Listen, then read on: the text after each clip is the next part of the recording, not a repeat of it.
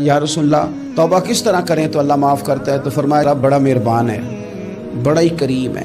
وہ تو کسی بندے کی اونٹنی اگر کبھی گم ہو جائے صحرا میں، اور اس طرح گم ہو کہ پیسے بھی اونٹنی پہ ہو، کھانا بھی اونٹنی پہ ہو، کپڑے بھی اونٹنی پہ ہوں، علاقہ بھی صحرا کا ہو، اور اس نے کسی ٹہنی کے ساتھ باندھی ہو، پھر وہ سو جائے، سو کے اٹھے تو اونٹنی غائب ہو۔